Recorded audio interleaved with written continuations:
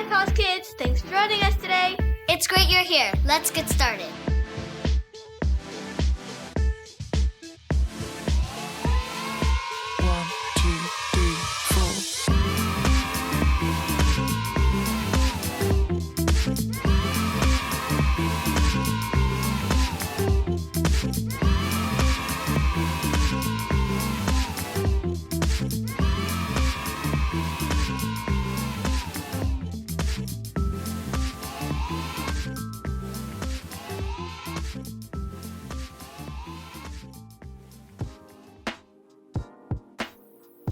This month at LifeHouse Kids, we're talking about courage. Courage is being brave enough to do what you should do even when you're afraid. Our memory verse for this month is Joshua 1:9. Read it with us. Be strong and brave. Do not be afraid. Do not lose hope. I am the Lord your God. I will be with you everywhere you go. Joshua 1:9. Great job! Let's get ready to watch our new Bible story this week. Welcome to Story Lab. This week we're talking about courage, while we take a look at the story of some spies who had a split decision on their mission report. Oh, and look out for this.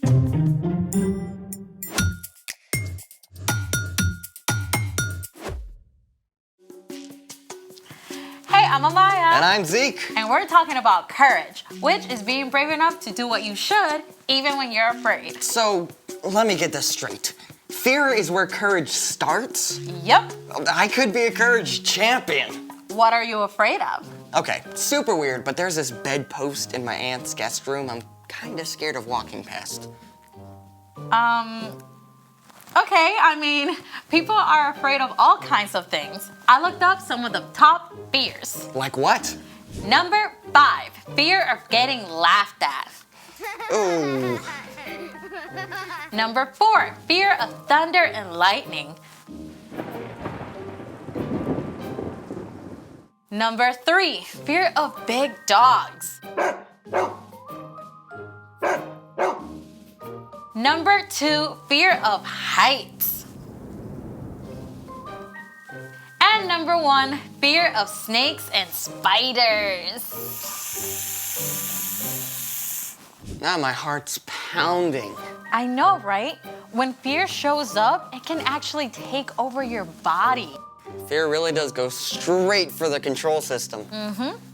When you face a fear, your brain alerts your nervous system, which triggers the release of stress hormones like cortisol and adrenaline. This causes your blood pressure, heart rate, and breathing to increase. More blood flows to your limbs so you can throw a punch or run for your life. And some parts of your brain are so busy amping up your body that the thinking part of your brain can shut down. Wow. No wonder we make such terrible decisions when we're afraid. Yep, but there are things that we can do to face our fear.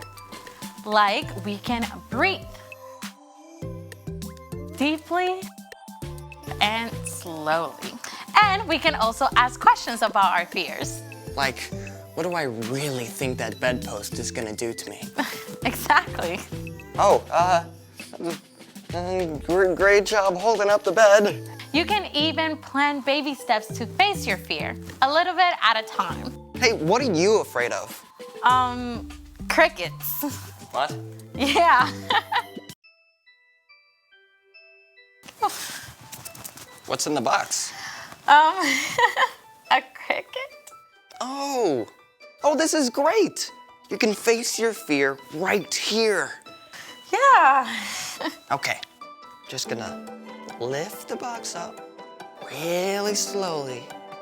And then I'm just gonna open it really slowly. Maybe after the story. Well, okay, it's time for... The story before the story. Today, we're in the 4th book of the Old Testament, Numbers. God promised to bless the whole world through Abraham's family, the Israelites, and give them a home in the land of Canaan. God delivered them from slavery in Egypt, leading them through the Red Sea. In the desert, God showed deep love by giving the Israelites food and water. God also gave them rules to show them how to love God and love others. At last, God led the people to the very edge of Canaan, the promised land. And that's where our story starts. Let's go! Hey everyone! Hi, Brian. Okay, so about 2 years after crossing the Red Sea, the Israelites had finally made it to the very edge of Canaan, the land that God promised to Abraham, Isaac, and Jacob. God told their leader Moses, "Send some men to check out the land of Canaan. I am giving it to the Israelites. Send one leader from each of Israel's tribes." So Moses called a leader from each of the 12 tribes. Shammua, Shaphat, Caleb, Igal, Joshua, Palti, Gadiel, Gadi, Amiel, Sethur, Nabi, and Guel. So once the gang was all together, Moses laid out a super secret spy mission for these guys. I want you to see what Canaan is like. Are there a lot of people or just a few? Are they strong or weak? Do their towns have high walls? Oh, and study the land. Is the soil rich or poor? Are there trees? Bring back some of the food that grows there if you can. So just like that, these 12 men snuck into Canaan just as God had instructed. Now, for about 6 weeks, they traveled the length of the country and saw the places where Abraham and his family had lived hundreds of years before. On their return journey, the spies cut a bunch of grapes so ginormous, it had to be carried on a pole between 2 men. You can bet that when they showed up in the Israelite camp at the end of 40 days, it made a pretty big stir. At first, the spies gave a glowing report. Canaan is super awesome! The land is filled with so many good things. It's practically flowing with milk and honey. Yeah, check out these grapes. But we can never go there. The people who live there are powerful. Their cities have high walls. The people are like giants! Even though the spies had seen many good things, they were stuck on their fears. Only Joshua and Caleb were brave enough to speak up. We should go up and take the land. We can certainly do it. No way. They're stronger than we are. They're so ginormous that we look like crickets to them. The Israelites chose to listen to fear. They went into complete panic mode, convinced they would be destroyed. They even begged to go back to Egypt. Joshua and Caleb tried to speak to them. The land is very good. If the Lord is pleased with us, He'll lead us there. He will give it to us. But we've got to obey Him. Yeah, don't be afraid of the people in the land. The Lord is with us. Instead of listening to Joshua and Caleb, the Israelites talked about killing them. But in the midst of all this chaos, the glory of God appeared at the tent of meeting. God spoke to Moses. How long will they refuse to believe in me? Moses begged God to have mercy on the Israelites. Lord, your love is great. Forgive the sin of these people, just as you've done so many times already. I have forgiven them, just as you asked. But not one of these people will see the land I promised to give them. But my servant Caleb has a different spirit. He follows me with his whole heart, so I will bring him into the land. Joshua was also allowed to enter the land. God did forgive the Israelites for turning away again, but there were big consequences. Instead of forging ahead into Canaan, the Israelites ended up wandering and stuck in the wilderness for almost 40 years. Now, by that time, only Joshua and Caleb were still living to lead the new generation, their children, into Canaan. And fast forward, they did. At the end of 40 years, Joshua led the Israelites into the promised land. And right away, they came up to the walled city of Jericho. But with God's help, they faced their fears, and those impossibly strong walls came tumbling down. But that's another story for another day. Wow.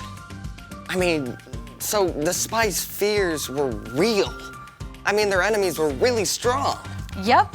But Joshua and Caleb knew that God had already promised to help them. Yeah, they had to make a choice to do the right thing, even when everyone else was giving into fear. So, what's our part in the story? Well, fear is totally normal, but God can still help you be brave and do the right thing.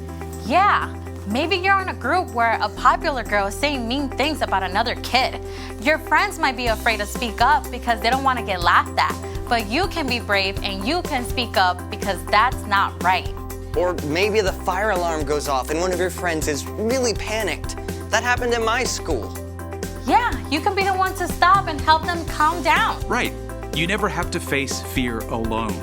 When you believe in Jesus and follow Him, God's Spirit lives in you and can give you the courage to do the right thing.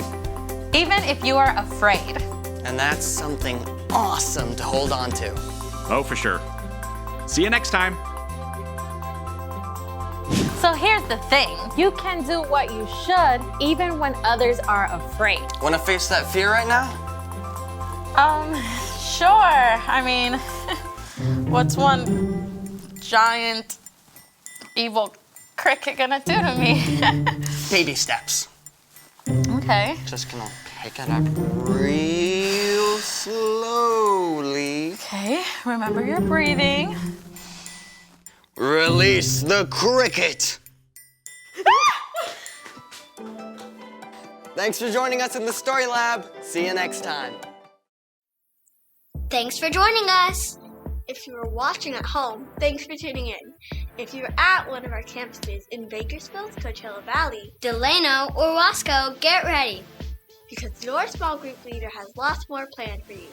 See you next time. Bye.